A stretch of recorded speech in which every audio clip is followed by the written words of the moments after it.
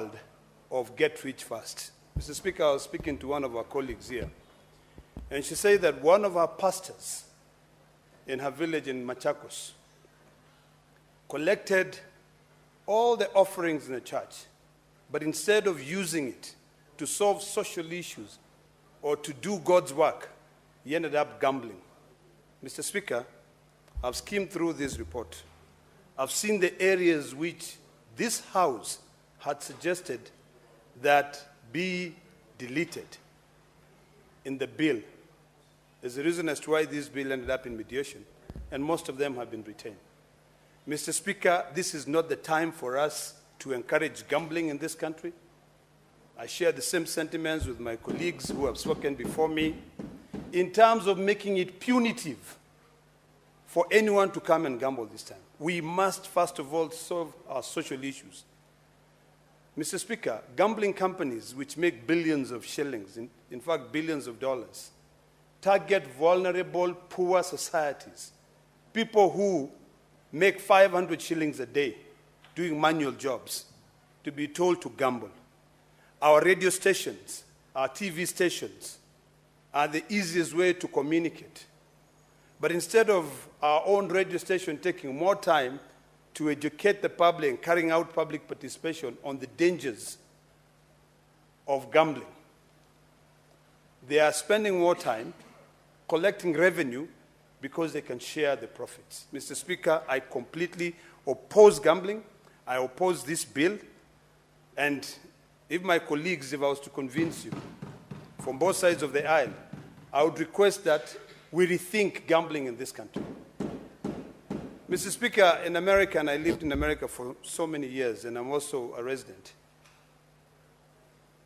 when you go to certain states, gambling is restricted to a particular area where only the rich would be able to drive.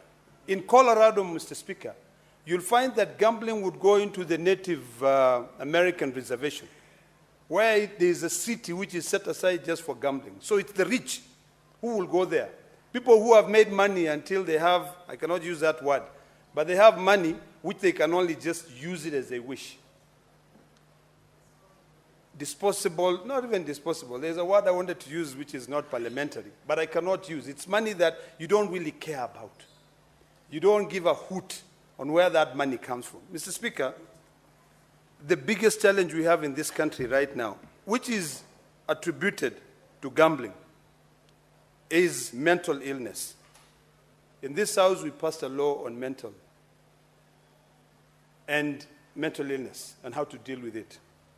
The laws that we are discussing in this House, and I have no problem with passing legislation, but we have to pass this legislation. We have to discuss this legislation cognizant of what is affecting, what is ailing our society. Right now, there are so many poor people, and the only thing they know how to do is to gamble for them to make money. There are people who will make 1,000 shillings maybe in a week because there are no jobs available.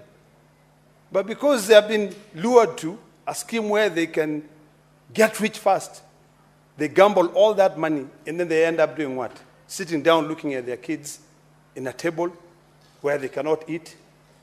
Gambling increases crime in a country, Mr. Speaker. Today, Mr. Speaker, we have our children in this parliament. They are looking at us. The same children who come here to listen to us are the same children who we do not understand now because they are from a different generation than the one we come from. The Gen Zs. We don't understand the language they speak. But instead of us taking the lead and guiding them, we are here discussing about amending laws and saying how good these laws are to gamble. We are not teaching them. I like what, although I don't associate myself with a lot of sentiments of my brother from Tana River, but I like one thing that he said, that to the children, know that we will not always tell you what we go through to be able to wear good suits. Some of us, you might look at us and you think, oh, this person is about 60 years old, and he's merely 20 years old. But it's because they have sleepless nights. They don't sleep. You know, they are always up at night working, they have 10 jobs, then you just see them here looking smart, sharp. You know, you don't even know what they're suffering from. So, Mr. Speaker, I want to beseech my colleagues here that it is not time for us to be passing this legislation to be able to support people who are already filthy rich, who are already collecting so much money. It is time for us now to think seriously about how do we end all these problems? How do we reduce crimes? How do we ensure that we have created jobs for our youth so that they don't end up in the streets? You know, these regulations that we're talking about, now in a devolved system of governance, where the Constitution allows county governments to be able to develop laws to collect certain taxes. This, unless there is uniformity across board, you will find some other counties who are culturally sane will say, we will hike and put so much money to be able to save their citizens. But others, because of interest, business interests, they'll make it even very cheap. Pay 5,000 shillings and you can have a gambling license. So, Mr. Speaker, sir, I oppose this. I think the exposure to the youth at this particular time, when we are facing a lot of social issues, joblessness, should not be to gambling, but should be to working hard to making money. You know, our country is so good. Our country, you can only compare our country with other developed nations. But sometimes, even if we are passing through, the word is leapfrogging. Even if we leapfrog, sometimes certain things, we cannot just say you are born today and tomorrow you can be able to walk. But because of technology now, there are certain things that we don't need to go through the entire industrial revolution process for us to be able to manage how to do it. But in this country now, we have to remember that that process of industrialization is necessary because we have 47 counties which are completely different. So, Mr. Speaker, I oppose it. I think when you look at across the world, there are countries which are not stable.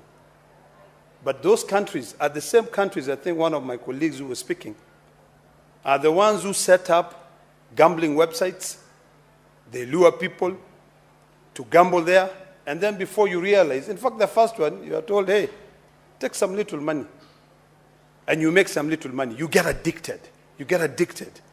Before you realize, you cannot even think straight. I think the only gambling that I can be able to say, it's one that can be allowed in this country is in the stock market. Because at least in the stock market, you are seeing there's a company here, Safaricom as an example. Yesterday, I was reading somewhere that Airtel has now surpassed Safaricom in terms of their customer base. You know, when you are told, invest in those companies, gamble in those companies, there is something where you know you'll be watching your stocks rising on a daily basis or going down, which is life.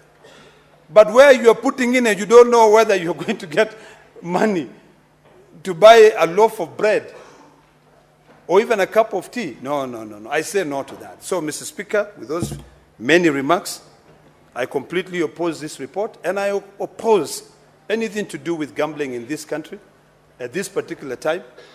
I think in the next 10 years, once we've been able to fix our current problems of understanding each generation,